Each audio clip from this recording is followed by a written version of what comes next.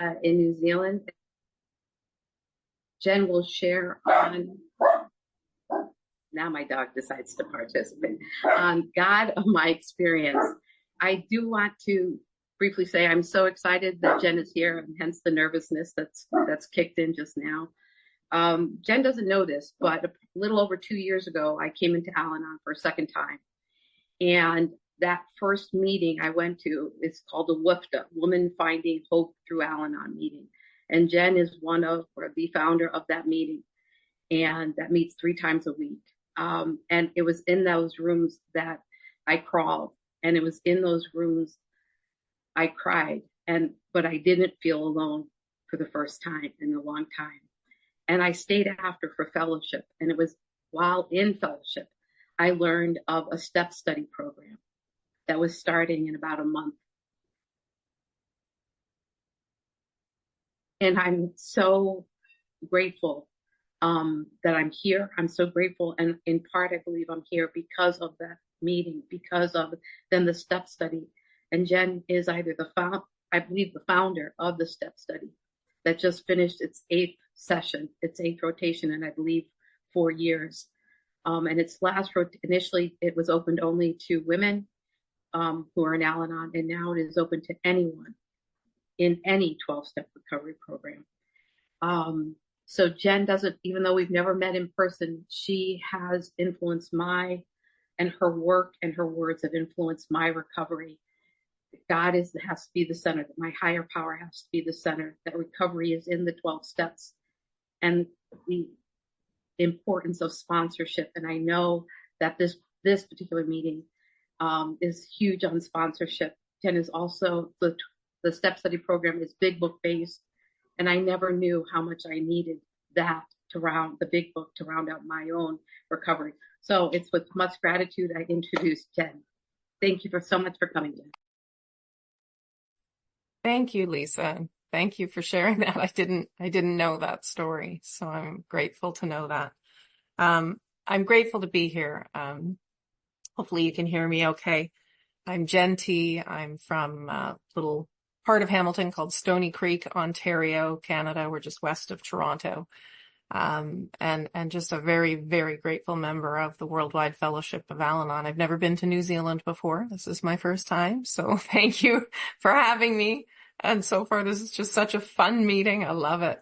That it's a morning meeting for you. It's coming into evening here, but what a great way to start your day with just a fun bunch of recovery. I love it. And Lisa, thank you so much for asking me.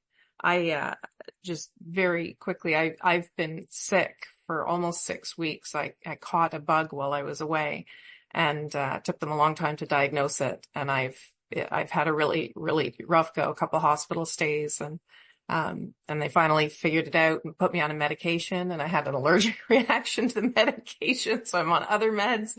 So I may look very sunburned. I'm not. I've got a bit of a fever, and I've got red blotches all over my body. So I apologize for my sort of not how I typically am. I'm a little low energy, but I'm really glad to be here. I needed this today, so I'm glad that it was able to happen. So just I thought I would do a brief couple of minutes on my recovery journey, and then step into the topic. So I am someone who believes that I too suffer from the disease of alcoholism. I just don't treat it with alcohol, which is why I'm not an alcoholic. I treat it with control, which is why I'm an Al-Anon. My version of control has always looked like if the outcome of anything I want or don't want isn't going my way, then I need to control the things around me to the best of my ability to make sure I get the outcome that I want, which means the bulk of my disease is just me trying to get you to do things for me. Except it's cloaked often in this victimhood or this martyrdom. I'm so nice. All I do is, tamp down my own opinion in lieu of yours, or I'm just doing nice things for you.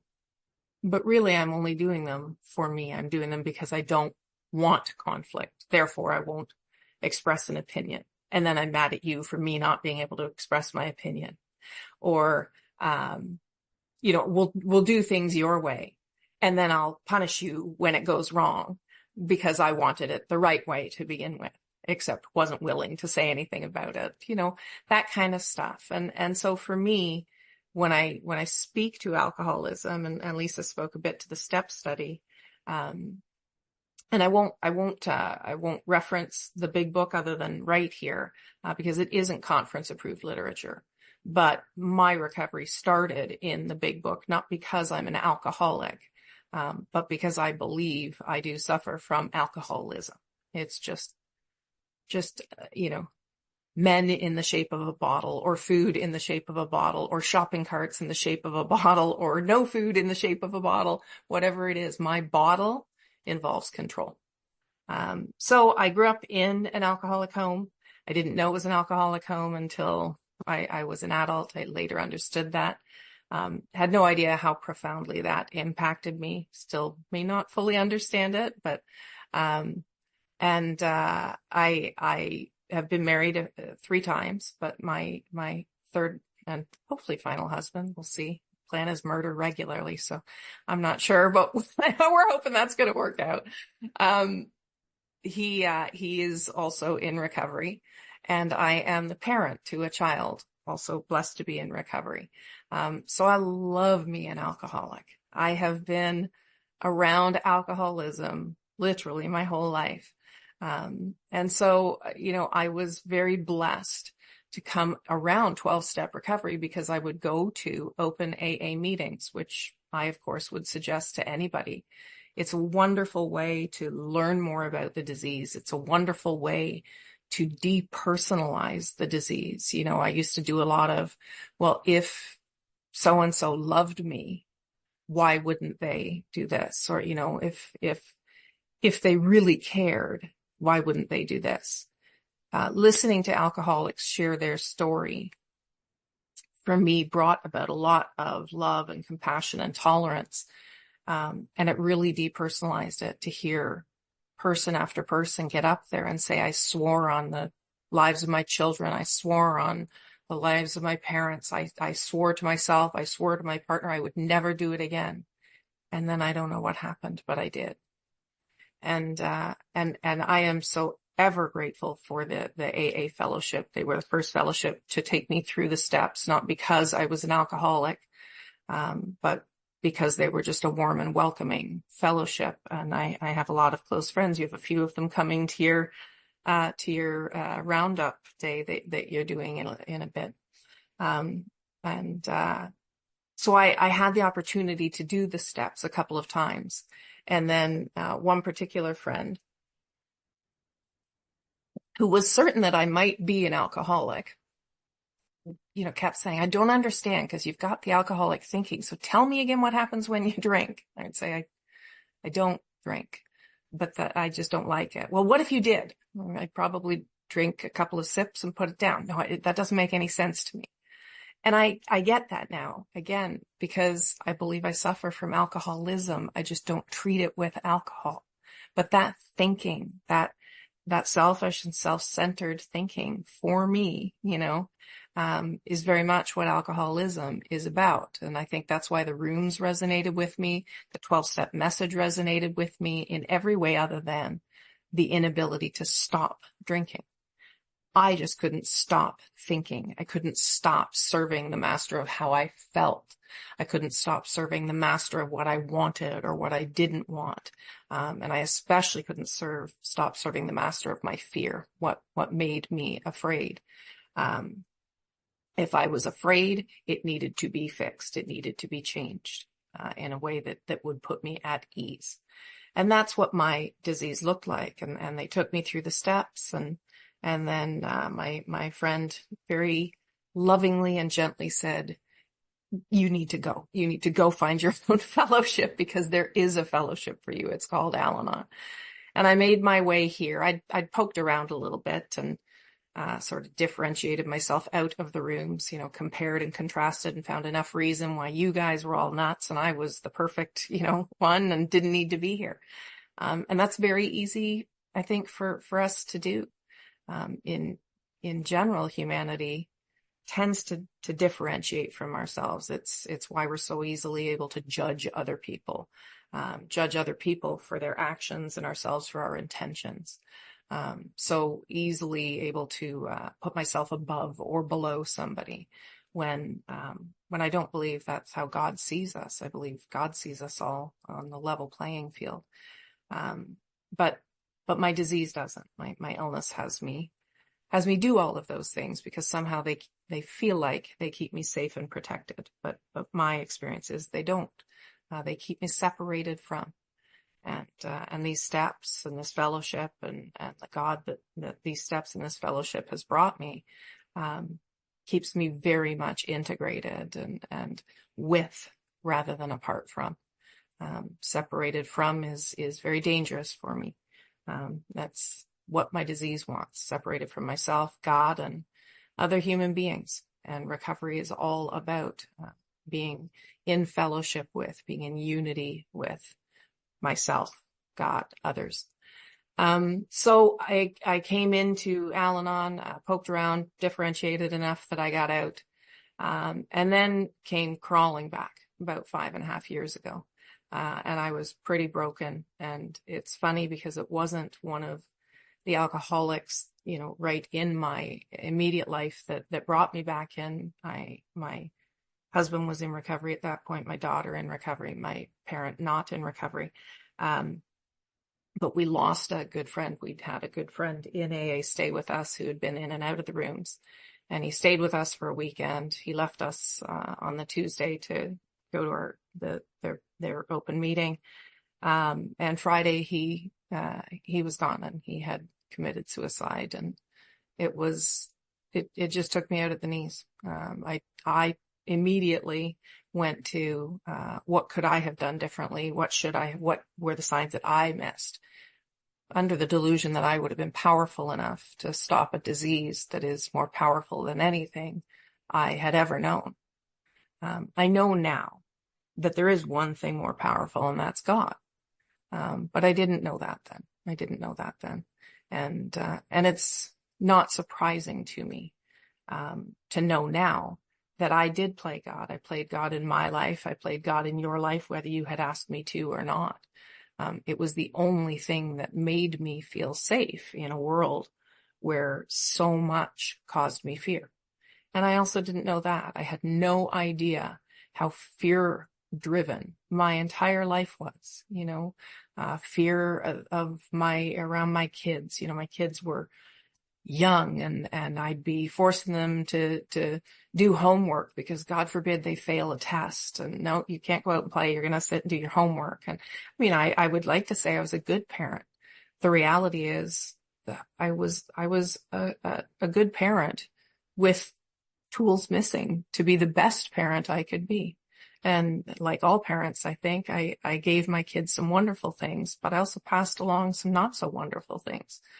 Including alcoholism to my daughter. But, I see now, again, through the work of these steps, mistakes that I made because I was afraid that, if my kids failed a spelling test in grade 2, it meant they would never have a job and they'd be homeless in a field somewhere living in a box. And that was what my disease looked like, was an immediate, tornado taking off into the future. Of fear and worst case scenarios. Or I would behave in friendships or in relationships out of memories of what had happened. And, why should I return that call? That person didn't even include me when they were doing something, 2 weeks ago. And so I lived a lot of my life in resentment of things that had happened in the past. And those things were fancied or real. Some of them were things that had actually happened. Most of those things were things that may have happened. But what made them hurtful to me often was my perspective of what those things actually meant about me. And again, these steps and this fellowship and the God that both of you led me to, has helped me better discern what actually is and isn't my responsibility. And I didn't know that before I came in here. I took responsibility for all kinds of things that weren't mine to be responsible for. And I didn't take responsibility for all kinds of things that I should have. And I'm better able to know the difference now, as our step 11 tells us, right? The other piece is the power to then carry that out. Because even still, it can be easier for me to know what I probably should be doing than the next right thing. I just don't necessarily have the power to do that, because fear and resentment are two of my defects, right? They're still there. I don't believe I have an illness that it will ever go away. I believe I have one that's laying in wait. At any given point in time, am serving one of two masters. I either serve God or I serve that disease, and there's no in between for me. So to my topic, when Lisa asked me to speak, I said, is there any particular topic that the group might benefit from, or that you think? And she just asked to pray on it, and came back and said, do you have anything? And I said, no, I just kind of prayed on it and figured God will show me a topic. And she said, same kind of thing. I said, well, then maybe God's supposed to be the topic. So God's the topic today, and which I laugh about, because certainly, 5.5-ish years ago, if you had told me I would be talking about God in a meeting, if you had told me I'd be talking about God anywhere, I'd have laughed you right out the door. I was much more likely to use the F word than the G word on any given day. I was not a God girl. I tell the story. I read this really old, 2,000-year-old book on the train when I used to commute into the city, not for the purpose of understanding it or broadening my perspective, but for the purpose of getting just enough knowledge that I could argue against God, argue against religion specifically. And I used to. My arrogance around that still just blows me away, And again, you all loved me enough not to banish me from the rooms, and God loved me enough to keep bringing me back. But God is first and foremost in my life, the greatest entity in my life that has provided the most change to me. And I say, it's interesting to me that I don't have God at the top of my list of things.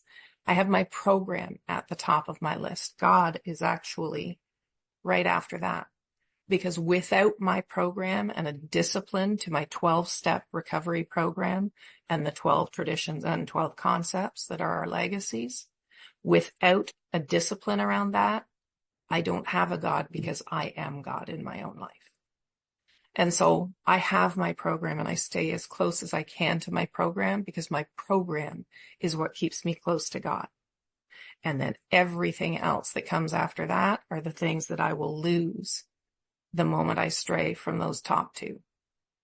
So I'm pretty disciplined about my program. Lisa mentioned a step study that I'm involved in, and that's just been such a blessing in my life. Online meetings where I can hear recovery from around the world and share recovery.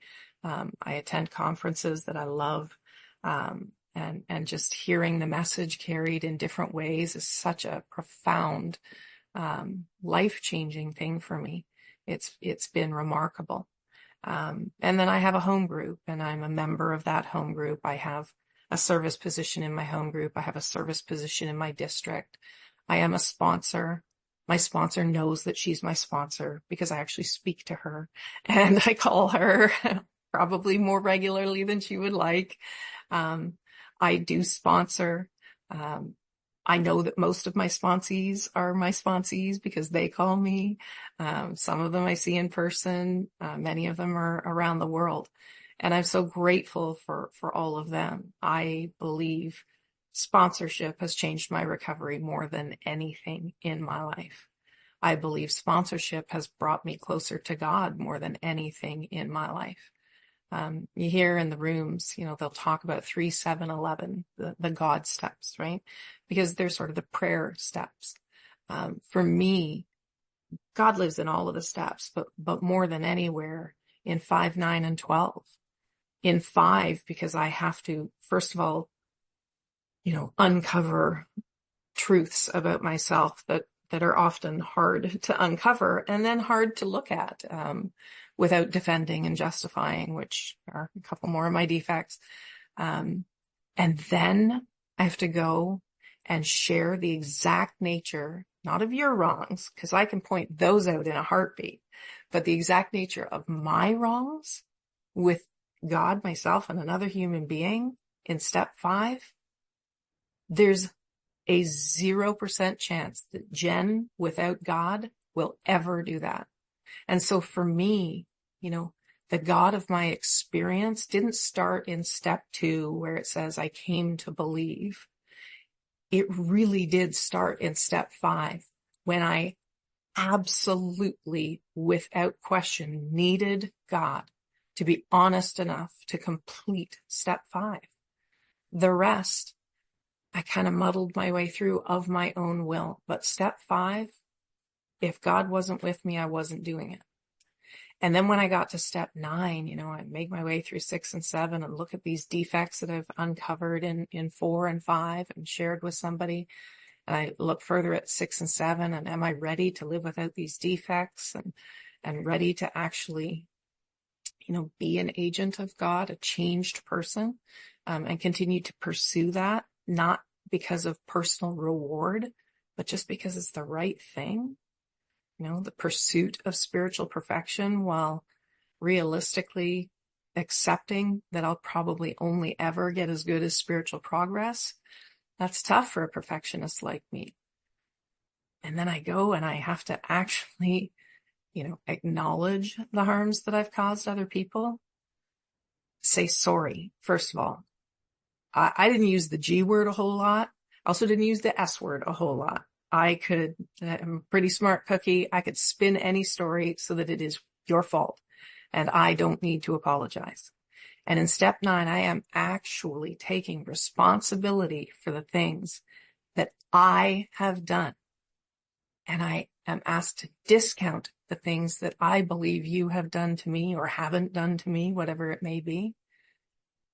Again, there's no chance I'm doing that without God. God is so all over me in step 9, which I think is why step 5 is, for me, sort of my first taste of real freedom in the steps.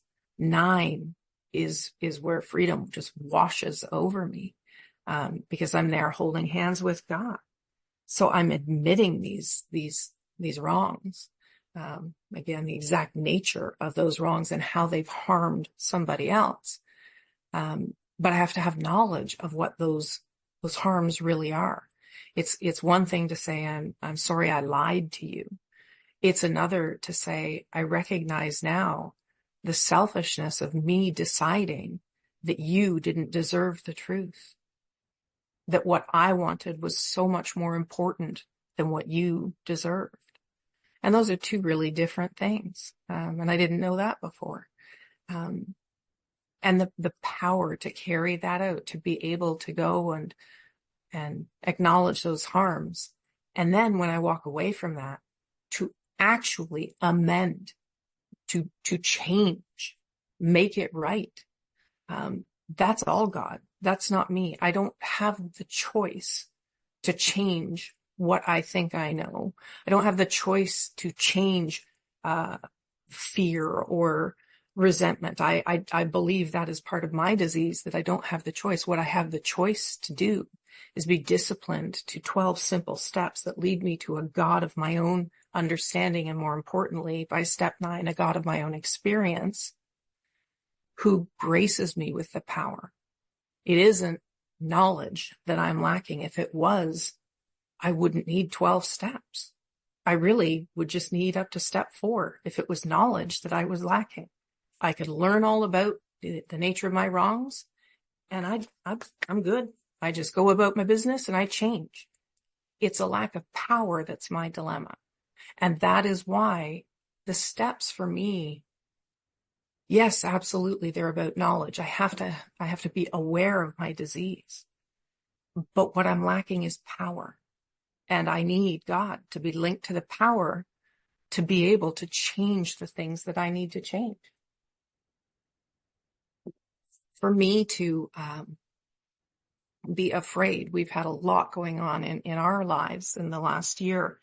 A lot of really tough financial stuff. Our business has had some problems. We had to move, and we may have to move again. And scary stuff for me. And I have relied so heavily on God, meaning I've been so close to program because I need God, and that's where I find God, is through all of you. Because for me, it is all about how am I showing up? And if I don't have God, then I'm showing up serving my disease. I'm showing up serving those fears around money, fears around property and prestige, and all of those things. And my decisions and how I show up with you and with myself, they will be reflective of that. Absolutely. And then the last step for me where God exists, in full, is in 12. So in 5, where I've needed God to see myself as I am and then share it with somebody. In 9, where I have to go and make things right to, directly to somebody, but then actually be able to change, to make things different, make things right. And then in 12, and for me, 12 is such a beautiful instruction. And I love to hear that this group is big on sponsorship, because for me, it's life changing. The instructions in 12, to me, the way we read it is so important. Like anything in our literature, and we've got so much great literature, the way we read it, intonation is important, and how we study it is important. And I'm a big proponent of studying the literature. Step 12, having had a spiritual awakening as the result of these steps. That first part of that step is so important. It says that there's one result that happens, a spiritual awakening. Everything else that happens as a result of this spiritual awakening. But for me, I have to work these steps. It doesn't say some steps. It doesn't say 50%. It says as the result of these steps. Well, which steps? The previous 11 steps. If I work those 11 steps to the best of my ability, I will have a spiritual awakening. That spiritual awakening will change my life by changing my perspective on so many things. It opens what is otherwise a fairly closed mind. I'm a pretty black and white thinker. I got, very little wiggle room in my thinking when I'm in my sick thinking. I think I know. I think I know what you should do. I think I know what I should do or shouldn't. I should all over everybody when I'm in my sick thinking. That was a gift from my first sponsor. Stop shoulding on people, including yourself. And I do it often. I think I know. This is what this is about. This is how this should or shouldn't go. And then I take action out of that. God allows me just to take action as a part of the journey rather than the outcome, right? God's not outcome based. God is journey based. My disease is entirely outcome based. So in the next part of step 12, having had a spiritual awakening as the result of these steps, all 12 of them, we try to carry this message, not a message, not my message, this message. Well, what is this message? Easy. Revert back to the first part of step 12. Having had a spiritual awakening of these steps, that is the message. Work 12 steps with a sponsor who has worked those 12 steps, and it will change your life by offering you an awakening to something you haven't been open to previously. Your life will change. You will see things differently. And we try to carry this message. That's such an important thing, because I know people have such a fear around sponsorship. I'm going to screw it up. Yes, you are. That is part of the journey. Yes, you are. And you may owe amends to your sponsees. If you have sponsees and haven't had to make amends to your sponsees, you're probably missing something, because we are human. We are humans trying it for a spiritual experience, and we're going to screw that up. If we didn't, we probably would be under the delusion that we were God, and we would no longer need God. So expect to screw it up. But that's part of the journey, right? What we're asked to do is to try to carry this message, the message of the 12 steps, by practicing them in all of our affairs, including in the rooms, out of the rooms. And that's the instruction of the 12 step. People who fear sponsorship, it's heartbreaking to me, because I don't know how you can have an 11-step experience and then shy away from sponsorship. You're missing everything. My sponsees often, express gratitude and, thank you, changed my life. And, Lisa shared her story, and I love to hear that. But I would guarantee you that Lisa and the others like her have changed my life at least as much as they have changed theirs. My sponsees, God knows I'm a tiny bit stubborn, and often will use my sponsees as a mirror for me, because I can tell you, I can almost always point my sponsees to the instruction in the steps, in the literature somewhere, of what they should be doing. And I believe that's God's will. Those shoulds are probably God's will. They're recovery based.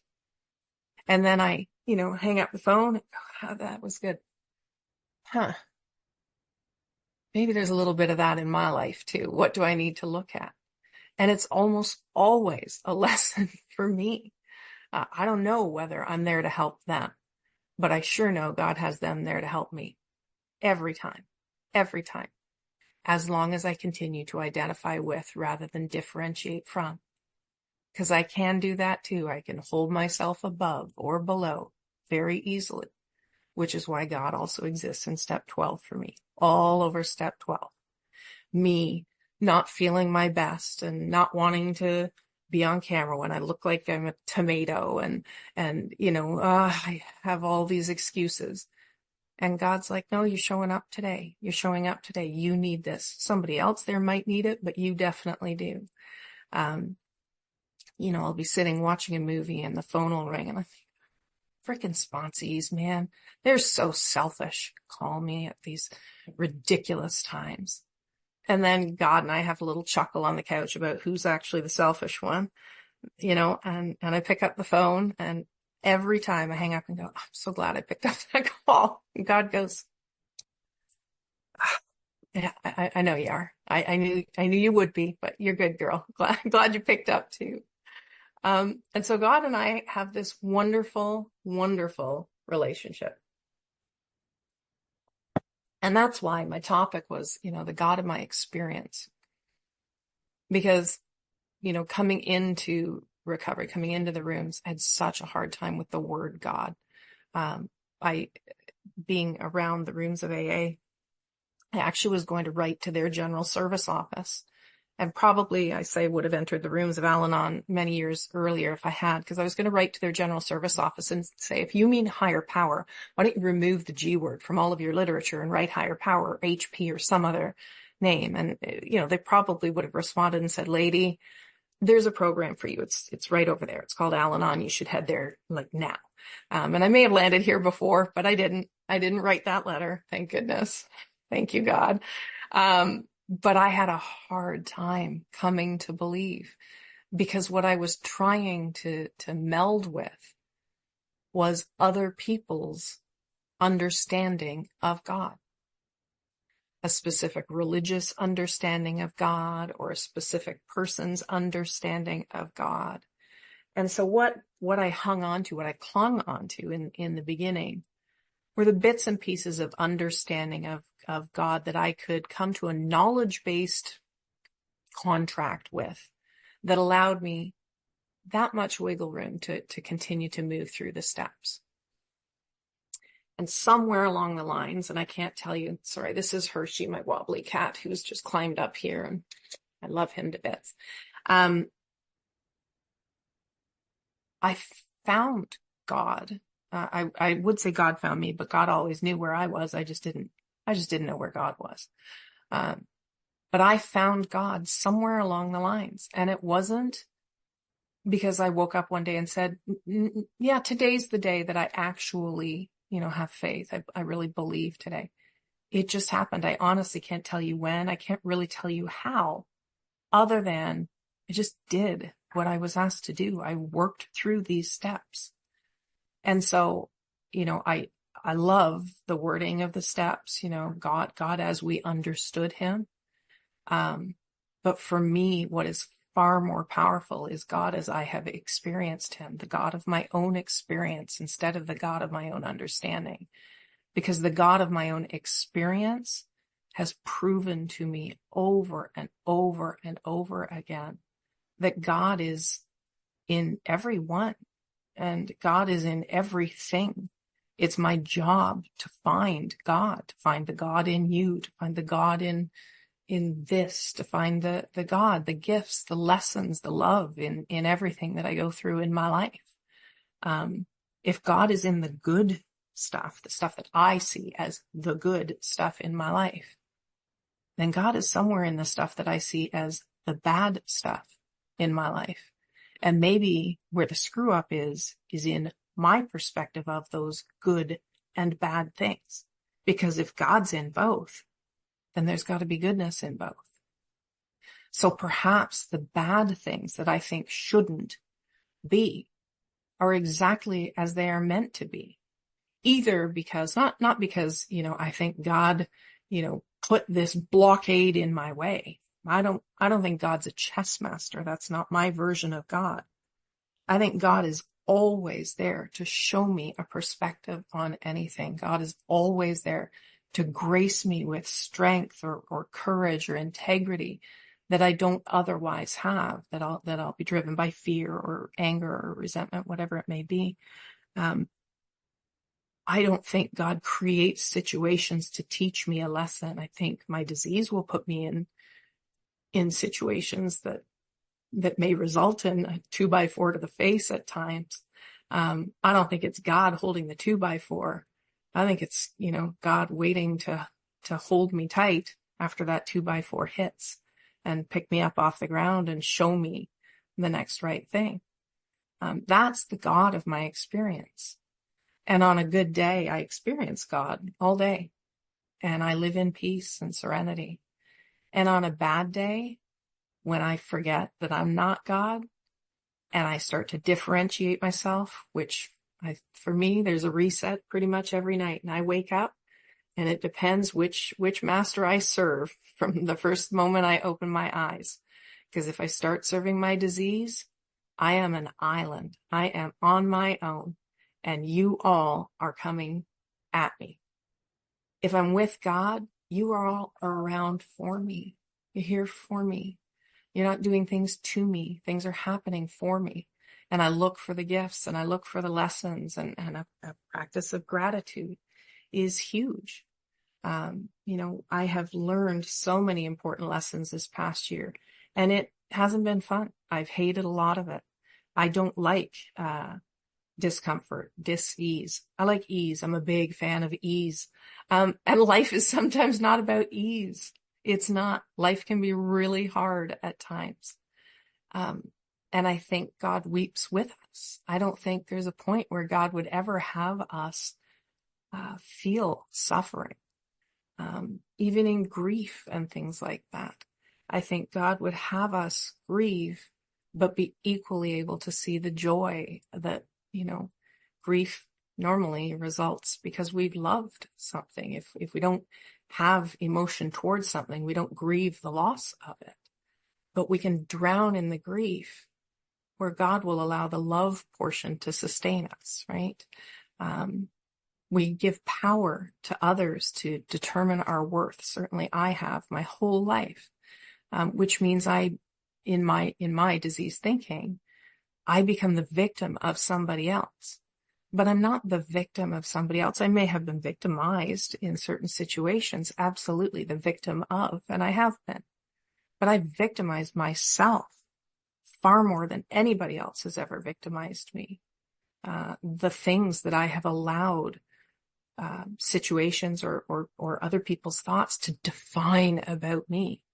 That wasn't about them. That's always been about me. That was me victimizing me. That's the stuff that I see in my 4th and 5th and 6th and 7th steps. And that's life-changing because it means I am no longer beholden to other people to define who I am, what my worth is. My worth is between me and God. Nobody can take that from me.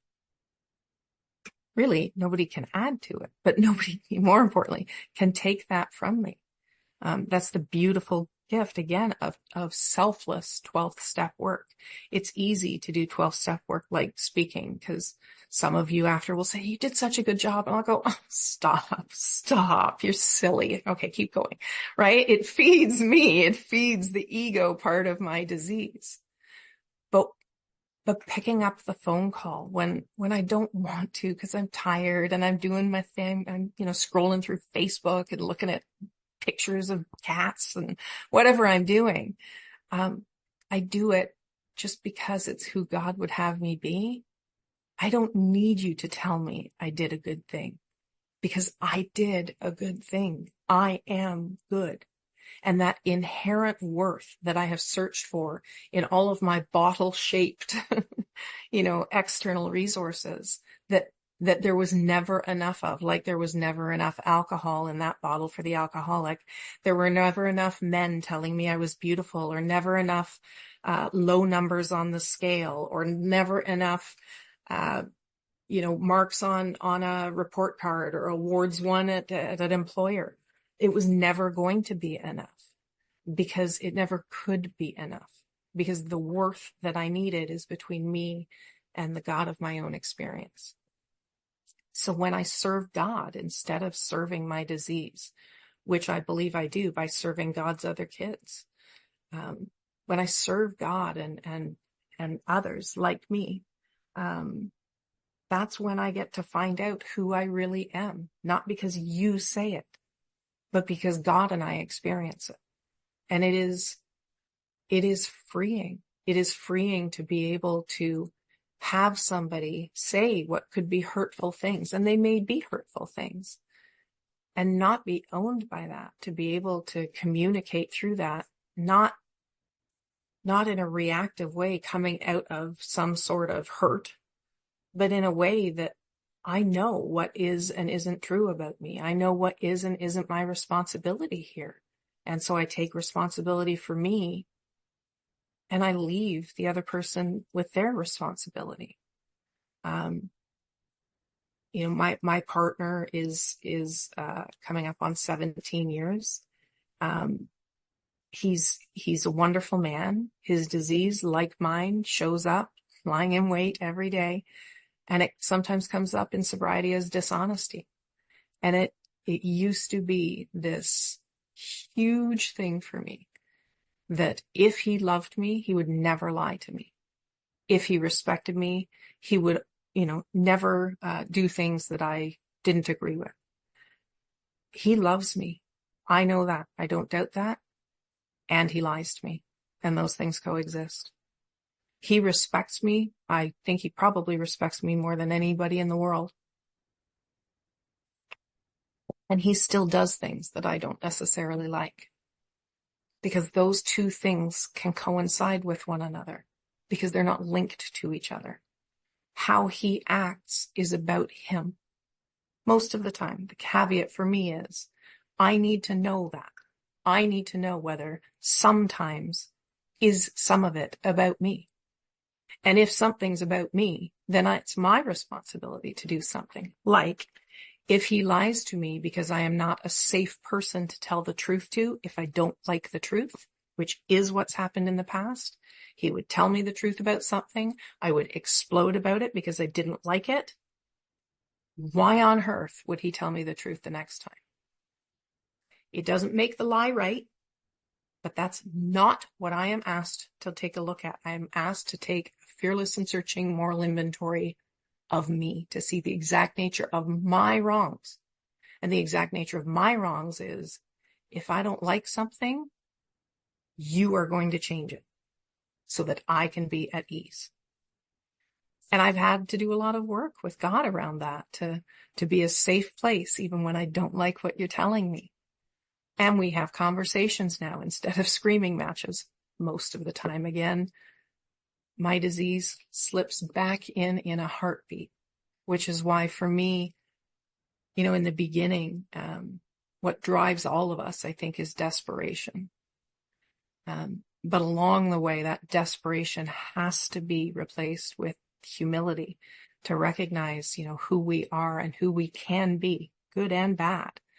And for me, that has turned into just discipline. I read something a while ago that it was a woman, spectacular physique and very, very into physical health.